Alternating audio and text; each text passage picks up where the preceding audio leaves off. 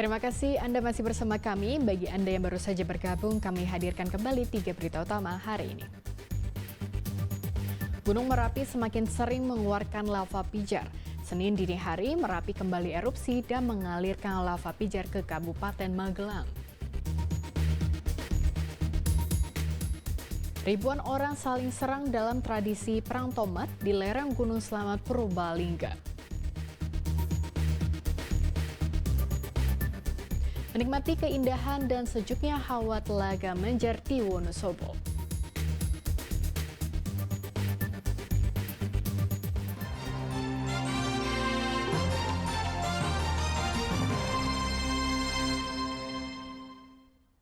Ada 3 atlet playing judo Indonesia akan tampil perdana dalam Paralimpiade Paris tahun ini. Dalam debut kali ini, National Paralympic Committee Indonesia tidak memasang target medali, tetapi berharap bisa menciptakan kejutan.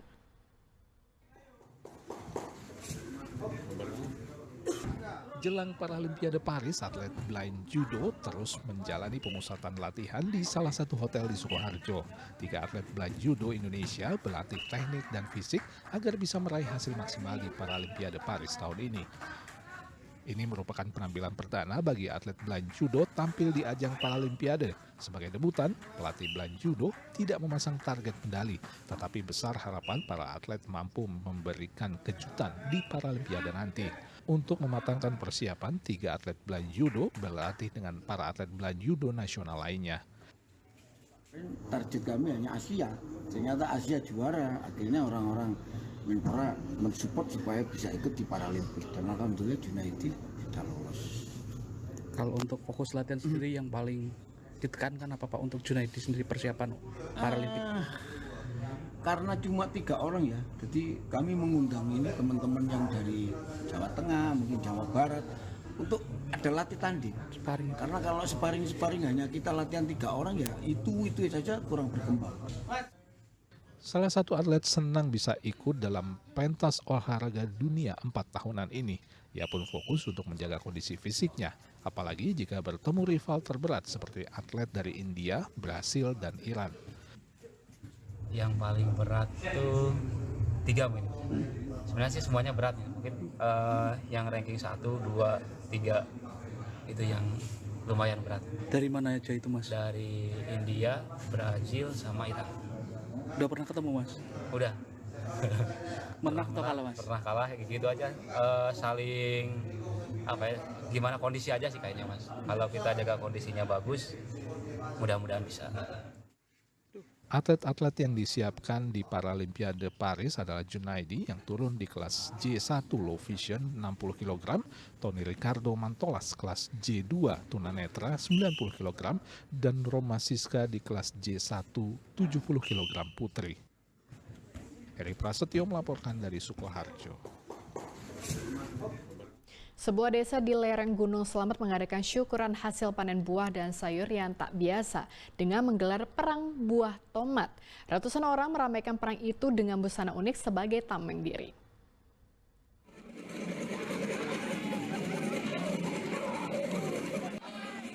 Ribuan tomat melayang antara 2 kubu yang saling berperang.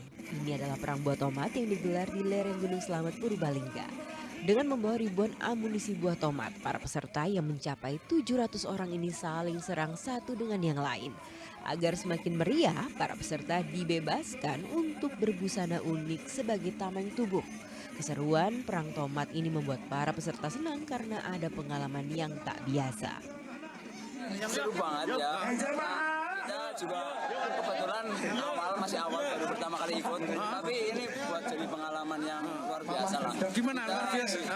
Kita disediakan tomat, terus kan kita ambil amunisi sebanyak-banyaknya, lalu kita lempar ke musuh yang sudah ditemukan. Tadi sempat kena juga? Kena banyak banget. Itu bebas lemparnya? Bebasnya lempar. Terus berarti cara menghindarnya gimana? Bisa nggak? Mungkin kita antisipasinya pakai alat pelindung.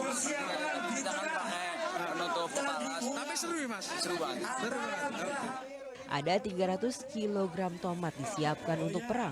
Penyelenggara membeli buah tomat yang busuk dan tak lagi layak konsumsi dari petani. Perang tomat digelar untuk menggambarkan perang di zaman dulu.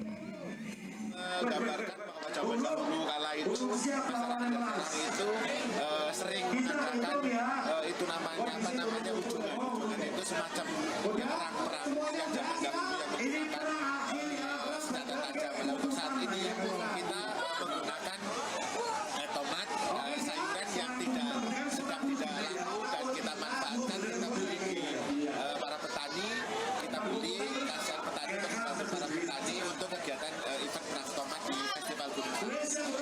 Dan kelihatannya perang tomat hanya satu-satunya kegiatan wisata yang ada di Indonesia. Perang tomat berlangsung selama 2 jam lamanya. Tak ada pihak yang dinyatakan menang atau kalah sebab tujuan dari kegiatan ini sebagai wujud syukur panen buah dan sayur yang melimpah.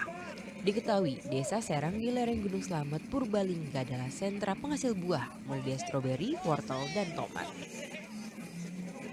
Mardianto melaporkan dari Purbalingga. Selain Dieng, di Wonosobo ada telaga yang menyajikan panorama indah dengan hawa yang sejuk. Bahkan, wisatawan bisa naik perahu mengelilingi telaga. Berikut liputannya untuk Anda. Ini adalah Telaga Menjer. Berada di kaki Gunung Dieng, Desa Maron, Kecamatan Garung, Wonosobo, destinasi wisata ini menyajikan pemandangan yang memikat mata. Selain itu, hawa di Telaga Menjer pasti membuat wisatawan betah karena sejuk dan adem. Telaga yang berada di ketinggian 1.300 meter di atas permukaan laut ini dikelilingi pepohonan pinus. Pengunjung juga bisa naik perahu untuk berkeliling telaga. Kita tuh sedang lagi di Banda Neira lokal gitu, karena di sini hawa-hawanya juga pemandangannya juga kayak fresh dilihat di mata. Tadi sempat naik perahu nggak? Ya tadi sempat naik perahu ya, awalnya sih ya memang takut, tapi lama-kelamaan tuh asik juga ya ternyata. Kita juga lebih refresh otaknya, kemarin-kemarin kan juga sekolah dan sekarang liburan, refresh aja lihat Telaga Menjer. Panorama alam yang indah membuat wisatawan tak henti-hentinya datang ke sini apalagi saat musim liburan panjang. Menjadi destinasi wisata prioritas di Wonosobo selain Dieng, Telaga Menjer juga cocok bagi wisatawan yang ingin menyegarkan pikiran. Pengunjung bisa menikmati suasana dinginnya sekitar Telaga Menjer. Apabila cuaca cerah juga terlihat jelas kota Wonosobo dengan perlak-perlik lampu yang sangat indah. Di pagi hari pengunjung disuguhkan dengan sunrise yang mana di sisi timur itu ada Gunung Sindoro yang sangat megah.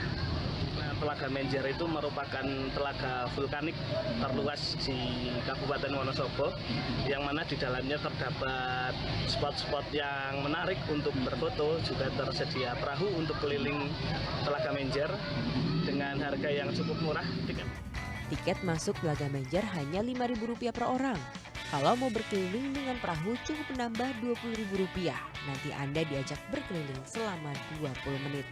Namun bisa juga menyewa satu perahu sendiri untuk 12 orang dengan biaya Rp250.000. Bagaimana? Menarik bukan suguhan pemandangan indah dengan udara bersih dan sejuk di Telaga Menjer? Wahyu Diono melaporkan dari Wonosobo.